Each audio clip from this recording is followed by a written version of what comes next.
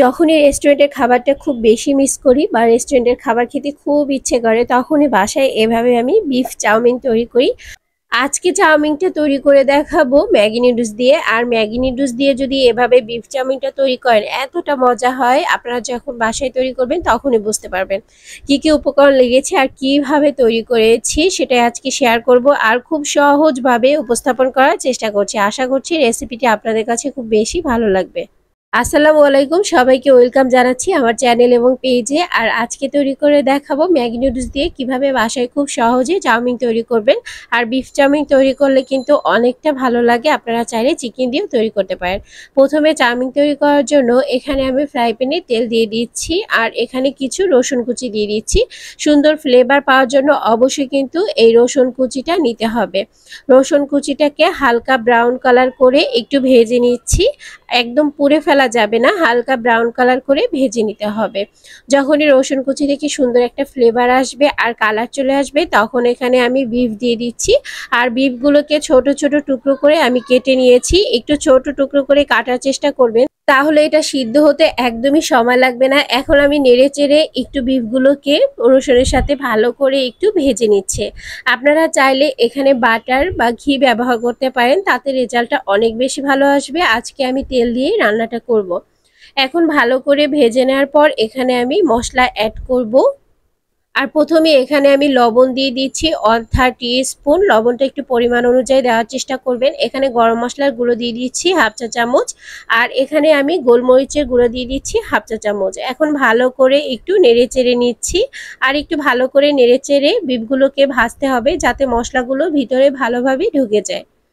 মশলার সাথে বিফগুলোকে একটু ভালো করে ভাজা হলে তারপর ঢাকনা দিয়ে ঢেকে এটাকে একটু রান্না করে নিতে হবে, কারণ যেহেতু বিফ সিদ্ধ হতে একটু সময়ের প্রয়োজন হয়।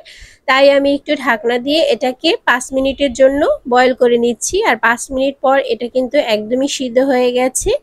এ পর্যায়ে আমি এটাকে নেড়ে চেড়ে ভালো করে ভেজে নিচ্ছি। আর এখন আমি কিছু ভেজিটেবল অ্যাড করছি। এখানে ক্যাপসিকাম অ্যাড করছি আর পেঁয়াজ কুচি অ্যাড করছি, কাঁচামরিচ কুচি অ্যাড করছি। আপনারা চাইলে আরও অনেক টাইপের ভেজিটেবল এখানে অ্যাড করতে পারেন।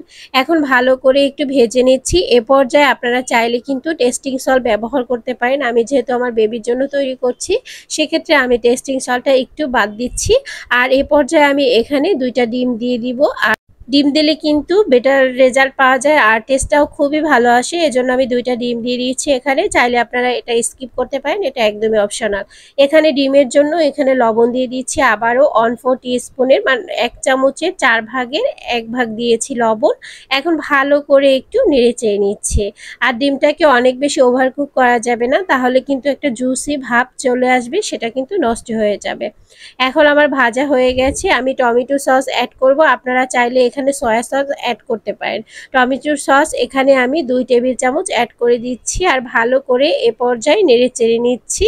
আর টমেটো সসটা দেওয়ার ফলে এই টেস্টটা খুবই ভালো আসবে। আপনারা চাইলে এভাবে চাউমিনটা বাসায় একবার তৈরি করতে পারেন। অনেক মশলার প্রয়োজন নেই, যেগুলো দিয়েছি সেগুলো দিয়ে তৈরি করবেন। একদম রেস্টুরেন্টের স্টাইলে স্বাদটা পেয়ে যাবেন বাসায়। আর এই রান্নাটা করতে একদমই সময় লাগে না, খুব তাড়াহুড়ো করে কিন্তু রান্নাটা করে নেওয়া যায়। নুডলসটা আগে আমি সেদ্ধ করে নিয়েছিলাম, এই জন্য অফ ক্যামেরায় আপনাদের দেখাতে পারিনি। এই জন্য আমি নুডলসটা এ পর্যায়ে এখানে দিয়ে দিচ্ছি। ম্যাগি নুডলসটা আপনারা একটু সিদ্ধ করে নেবেন আর ওভার কুক করা যাবে না, তাহলে কিন্তু এর ফিডব্যাকটা খুব ভালো পাওয়া যাবে। নুডলসগুলো এ পর্যায়ে আমি দিয়ে দিচ্ছি আর এ পর্যায়ে নেড়েচেড়ে নিচ্ছি। এখানে আমি 4 প্যাকেটের মতো নুডলস দিয়ে দিচ্ছিলাম, যেহেতু ম্যাগির প্যাকেটগুলো একটু ছোট ছোট। এখন ভালো করে একটু নেড়েচেড়ে নিচ্ছি, মিশিয়ে নিচ্ছি। চুলার আঁচটা এ পর্যায়ে একটু বাড়িয়ে দিচ্ছি। বাড়িয়ে দিয়ে কিন্তু নেড়েচেড়ে নিতে হবে।